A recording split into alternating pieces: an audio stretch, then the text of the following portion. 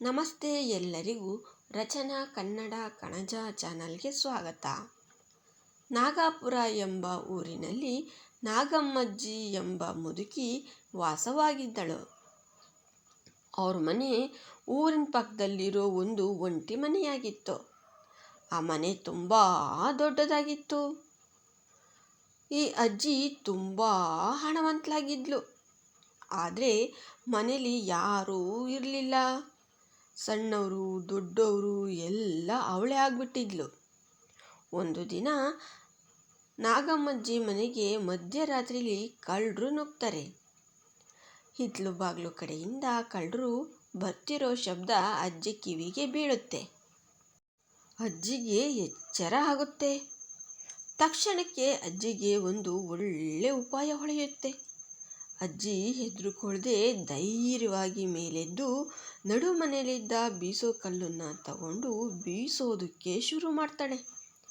ಮಧ್ಯ ಮಧ್ಯ ಬೀಸೋದನ್ನು ನಿಲ್ಲಿಸ್ತಾ, ಈರಾ, ಶಂಕರ, ರಂಗ, ತಿಮ್ಮ, ಸಿದ್ಧ, ಸಾನೆ ಒತ್ತಾಗೈತಿ ಹೇಳ್ರಯ್ಯ, ಹೊಲಕ್ಕೆ ಹೋಗೋಕ್ಕೆ ಒತ್ತಾಗಕ್ಕಿಲ್ವೇ?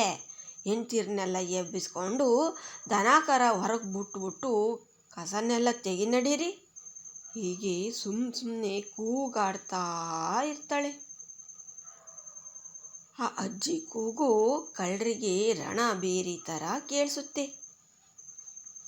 ಆಗ ಕಳ್ಳರು, ಓಹೋ, ಜನ ಬೋ ಮಂದಿ ಇದ್ದಂಗೆ ಕಾಣ್ತದೆ, ದೊಡ್ಡ ಮನೆ ಬ್ಯಾರೆ, ನಮ್ಮನ್ನು ಕಂಡ್ರೆ ಇನ್ನು ಬುಡಾಕಿಲ್ಲ ಇವರೆಲ್ಲ ಸೇರಿಕೊಂಡು ಅಂತ ಭಯ ಪಟ್ಕೊಂಡು ಪಕ್ಕದ ಮನೆಯಿಂದ ತಂದಿದ್ದ ಸಾಮಗ್ರಿಗಳನ್ನೆಲ್ಲ ಅಜ್ಜಿ ಮನೆಯ ಹಿತ್ತಲಲ್ಲೇ ಬಿಟ್ಟು ಓಡಿ ಹೋಗ್ತಾರೆ. ನಾಗಮ್ಮಜ್ಜಿಯ ಕೂಗಾಟ ಅಕ್ಕಪಕ್ಕದ ಮನೆಯವರಿಗೆಲ್ಲ ಕೇಳಿಸಿ ಅಜ್ಜಿ ಮನೆ ಹಿತ್ತಲು ಕಡೆಗೆ ಎಲ್ಲರೂ ಓಡಿ ಬರ್ತಾರೆ. ಅಜ್ಜಿಯ ಪಕ್ಕದ ಮನೆ ಈರಣ್ಣಂಗೆ ಅವ್ರ ಮನೆಯಲ್ಲಿರೋಂಥ 2 ದೊಡ್ಡ ಪೆಟ್ಟಿಗೆಗಳು ಅಜ್ಜಿ ಮನೆ ಹಿತ್ತಲಲ್ಲಿ ನೋಡಿ ತುಂಬ ಆಶ್ಚರ್ಯ ಆಗುತ್ತೆ. ಈರಣ್ಣ ಸಹಕಾರ ಸಂಘದ ಕಾರ್ಯದರ್ಶಿಯಾಗಿದ್ದರಿಂದ ಸಂಘದಿಂದ 30,000 ರೂಪಾಯಿನ ತಂದು ಪೆಟ್ಟಿಗೆ ಒಳಗೆ ಇಟ್ಟಿರ್ತಾನೆ. ಆ ಪೆಟ್ಟಿಗೆಗಳು ಅಜ್ಜಿ ಮನೆ ಹಿತ್ತಲಲ್ಲಿ ನೋಡಿ ಈರಣ್ಣನಿಗೆ ತುಂಬ ಆಶ್ಚರ್ಯ ಮತ್ತು ಸಂತೋಷ ಕೂಡ ಆಗುತ್ತೆ. ಪೆಟ್ಟಿಗೆಗಳನ್ನೆಲ್ಲ ಮನೆಗೆ ತಗೊಂಡೋಗಿ ಇಟ್ಟು ಮತ್ತೆ ಬಂದು ಅಜ್ಜಿಗೆ ತುಂಬ ಧನ್ಯವಾದ ಹೇಳ್ತಾನೆ. ಅಜ್ಜಿಯಿಂದ ತುಂಬ ಉಪಕಾರ ಆಯಿತು ಅಂತ ಹೇಳ್ತಾನೆ. ಅಜ್ಜಿಯ ಈ ಧೈರ್ಯ ಮತ್ತು ಜಾಣತನದಿಂದ ಹಳ್ಳಿಯ ಎಲ್ಲ ಜನರಿಗೂ ತುಂಬ ಉಪಕಾರ ಆಗುತ್ತೆ. ಈ ಅಜ್ಜಿಯ ಉಪಕಾರ ನಾಗಪುರದ ಜನರಿಗೆ ದಿನನಿತ್ಯ ನೆನೆಯುವಂತೆ ಆಗುತ್ತೆ.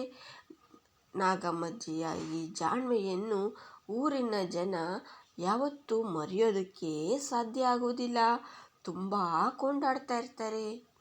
ಈ ಕಥೆಯ ನೀತಿ ಏನಂದರೆ, ಧೈರ್ಯ, ಜಾಣ್ಮೆ ಮತ್ತು ಬುದ್ಧಿ ಇವೆಲ್ಲ ಇದ್ದಾಗ ಅಪಾಯದಿಂದ ಸುಲಭವಾಗಿ ನಾವೆಲ್ಲ ಪಾರಾಗಬಹುದು ಎಂಬುದು ಈ ಕಥೆಯ ನೀತಿಯಾಗಿದೆ. ಕತೆ ಇಷ್ಟ ಆದರೆ ದಯವಿಟ್ಟು ಸಬ್ಸ್ಕ್ರೈಬ್ ಮಾಡಿಕೊಂಡು ಲೈಕ್ ಕೊಡಿ. ಹಾಗೆ ಫ್ರೆಂಡ್ಸ್ ಆ್ಯಂಡ್ ಫ್ಯಾಮಿಲಿಗೆ ಶೇರ್ ಮಾಡಿ ಅನಿಸಿಕೆಗಳನ್ನು ಕಮೆಂಟ್ ಬಾಕ್ಸ್ನಲ್ಲಿ ತಿಳಿಸಿ. Thank you.